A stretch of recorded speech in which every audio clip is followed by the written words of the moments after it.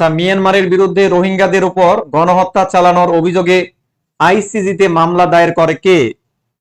আইসিজিতে হচ্ছে ICG, international court of justice. ICG হচ্ছে international court of justice. এখানে মামলা দায়ের করে কোন দেশ? আইসিজি, যেটা হেগে অবস্থিত। আইসিজি এখানে মামলা করে কোন দেশ? মিয়ানমারের যে গণহত্যা রোহিঙ্গা, এই রোহিঙ্গাদেরকে 2017 সালে এমন একটা গণহত্যা চালানো মিয়ানমার, আর সাথে সাথে 7 থেকে 8 লাখ রোহিঙ্গা বাংলাদেশে চলে এলো। আগে থেকে আরো ছিল 3 লাখ, হলো 10 লাখ। ঠিক আছে, এই যে কয়েক বছরের মধ্যে আরো 1 লাখ হয়ে গেছে। এই যে রোহিঙ্গারা বৃদ্ধি পাচ্ছে। রোহিঙ্গা বিষয়টা হচ্ছে একটা ভূ রাজনৈতিক বিষয়। মিয়ানমার এই রোহিঙ্গাদের নাগরিকত্ব কেড়ে নিয়েছে। রোহিঙ্গাদের কোনো শিক্ষার সুযোগ নেই, রোহিঙ্গাদের কোনো রকমের যে কাজ করার সুযোগ নেই। এই হচ্ছে রোহিঙ্গা।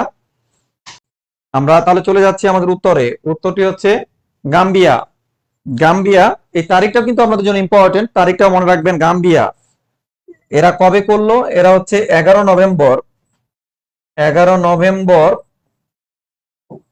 নভেম্বর 2019 সালে তারা আন্তর্জাতিক আদালতে মামলা করে মিয়ানমারের নামে।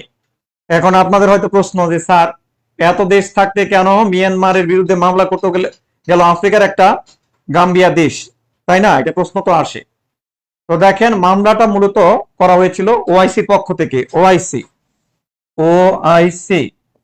অর্গানাইজেশন অফ ইসলামিক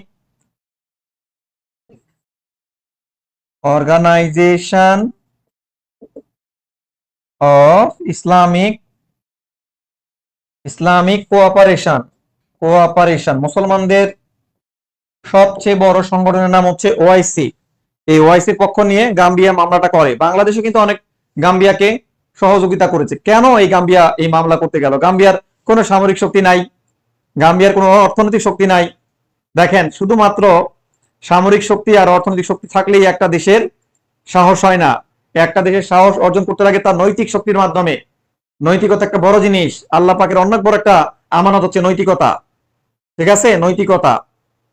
আদা পচে গেলেও কিন্তু আদা ঝাল থাকে, কিন্তু মানুষের নৈতিকতা যদি একদম বিলীন হয়ে যায় তাহলে কিন্তু কিছু থাকে না। এই জন্য নৈতিকতা কিন্তু বড় একটা নিয়ামত।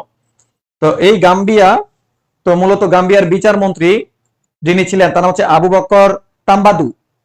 গাম্বিয়ার যে আইনমন্ত্রী বা বিচার মন্ত্রী তার নাম হচ্ছে আবু বকর তাম্বাদু। তিনি এক সময় এই জাতিসংঘের বড় কর্মকর্তা ছিলেন। তাছাড়া তিনি রুয়ান্ডা গণহত্যার একজন ভালো কৌশলী ছিলেন। তার এই ব্যাপারে ভালো একটা ধারণা ছিল। তাছাড়া তিনি আমাদের এই বাংলাদেশে এসে রোহিঙ্গা ক্যাম্পগুলোতে সরজমিনে ঘুরে দেখেছেন কিরকম নির্যাতনের শিকার হয়েছে রোহিঙ্গারা। তখন আর তিনি ঠিক থাকতে পারেন নাই, তিনি মামলা করেছেন।